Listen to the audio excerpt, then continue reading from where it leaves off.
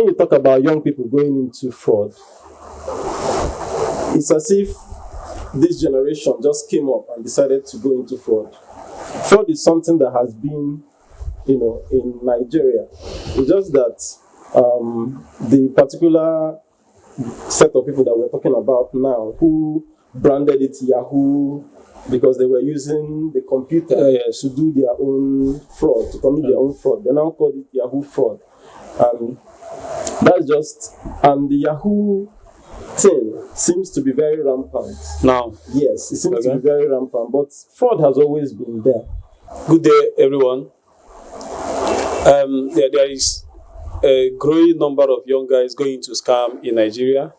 Internet fraud is becoming something that is acceptable in our society, and a lot of young guys, from the people who even think they are not going into it, like you see lawyers, you see doctors, you see engineers, you see people from even secondary school, people from the universities now are choosing to be in Nigeria what they call Yahoo boys, G boys, sometimes they say Yahoo plus these days.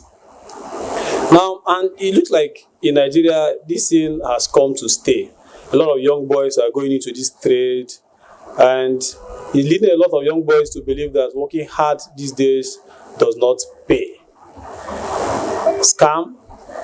In some other countries, like I think in some developed countries, you get more jail sentence for being a scammer than even carrying drugs. But in Nigeria, a lot of young boys are choosing to be Yahoo boys. People without any source of living, any source of honest way to earn income, driving very flashy cars, and living life like money is very cheap. Making those who work hard look like, those who do legit business look like they are very foolish, or that they are lazy, or that their brain does not work. Internet fraud in Nigeria, it's something else these days. Now, I have a guest in the studio here I'll be discussing that with. And my question is, why do Nigerians choose to go into scam? There are a lot of things that will lead Nigerians to scam, but why personally, from your own view, why do Nigerians go into scam? Why do they choose to be scammers? Okay, thank you very much. From my own point of view, I don't believe anyone actually decides to go into scam just like that without anything bringing it about. There are people who are naturally criminals. Those people can be excused because that's how they are. But there are people who go into something because of the circumstances surrounding them, because of the circumstances around them, because of the economic situations that they find themselves in. So someone can go into scam as a result of different reasons. So you can't really place and say this is why people go into scam. But I know that economics is involved. Okay. Then the times, the situations, then the society is also there, and then the individual is also not excused because there are some people that decide not to work hard and decide to live a life of crime. So that is my opinion about. Okay, why Nigerians go into scam? Yeah. Like you have some famous guys like Hush Puppy, and there's another guy, Invitus Okeke. Those guys are in prison now for, and you see this is a very lucrative business now. People from 16, sometimes 18 years old guys. Universities now are turning into centers for grooming Yahoo boys. And sometimes even in secondary school, they have what they call, is it HK, or where they train guys. There was an FCC case in Abuja where they got school training Yahoo boys. Now, I've seen doctors, I've seen lawyers, people who actually have very good profession going into scam. And when you say is because of economic issues in Nigeria, how would you excuse, like, a doctor is, I think, averagely is earning a good living, or a lawyer who understand that this thing is an offense, is criminal, is immoral, is unethical, but still goes into it. Um, when you want to address something like this kind of question that you asked me now, you may not really be able to answer it straightforward. You may not really give a straightforward account. This is why people do this. First of all, we have to check the history of economic fraud in Nigeria, because when you talk about young people going into fraud, it's as if this generation just came up and decided to go into fraud. Fraud is something that has been, in Nigeria. It's just that the particular set of people that we're talking about now, who branded it Yahoo, because they were using the computer to do their own fraud, to commit their own fraud. They now call it Yahoo fraud. And and the Yahoo thing seems to be very rampant. Now. Yes, it seems to be very rampant, but fraud has always been there. I think the first recorded fraud in Nigeria, I read somewhere some time ago, should be in the early 20s, in the 1920s, during the colonial era. In those days, they used to write correspondence. People even wrote letters abroad, claiming that they had magical formulas that could do one or two things.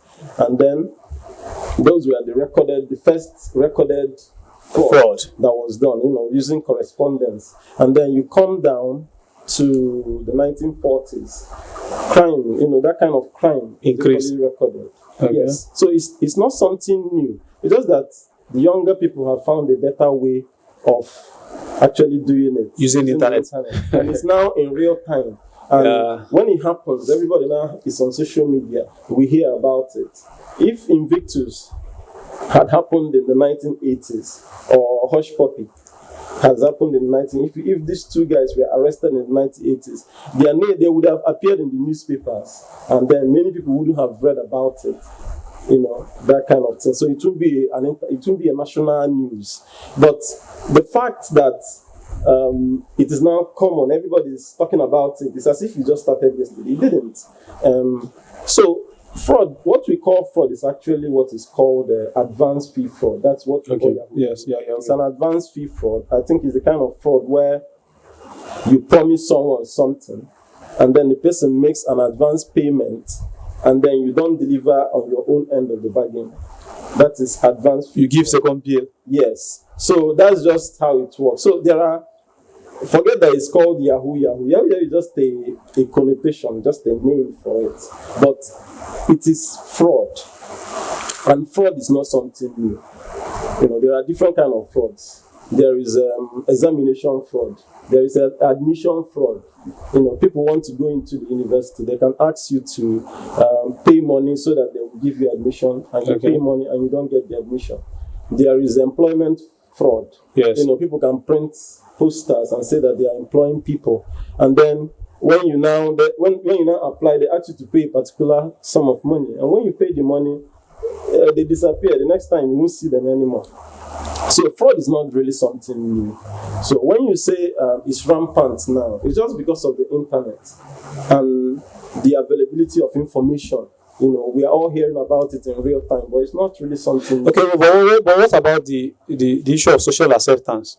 It looks like nobody frowns at it. They go to churches, they pray for them. You see, some guys, it's now a badge of honor when you drive big car, they see him and say it's a G-boy. Okay. And, it appears as if it's accepted in the society. Yes, like then, I believe that those days we are talking 90s, even when there was no internet and people wouldn't know about it. Like, he is known now. But then I think people frowned against such things. But now I think it's widely accepted. Like, you see people now posting on their statues, US Azar, this, they're no more hiding it. US Azar. One time I saw another guy, UK Azar, openly on their statues. Okay. What's about the social acceptance? Is it because of the poverty, as you've said, or what, or is it failure on the part of the government? Why is something that is that terrible being socially accepted, like in Nigeria? Like I said before, some of these things are economical. As in, It has to do with economics. Okay. There is economic hardship in the country. And the economic hardship in Nigeria didn't start today. It has always been there. Okay. It has always been there. There were never a time when things were good everywhere in Nigeria. Okay. Fraud has always been there. When we were growing up, that was the era of 419. 419, when yeah. we were very young. Yes. 419. Then there was no computers, but there were people who were perpetrating these frauds, and they were called 419ers. Those ones will even carry you physically. You will meet them. They will take you to a place and tell you they want to sell this plot of land for you, that you should pay money. Then you pay money to them, and then you later go back there and you found out that they are not even the owners of the property. Or they're not even there again. They would have packed out And they of. would have packed out and moved to another place. Yeah. So just like I've been saying, it's not about the acceptance or anything. They've always been accepted. Yes, there are people, if you know some of this, there are some high life musicians that used to praise all those 419 guys. Those So days, yeah. it's not something that is as in is new. Not that the society started accepting them now. They've always accepted them. It's just that, like I said, it's just an explosion. There's an epidemic of salt. Now. Yahoo, yes.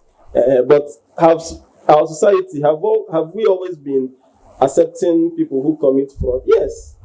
Yes, we've been singing their praises in our high life music and so on and so forth. So it's not something that is new.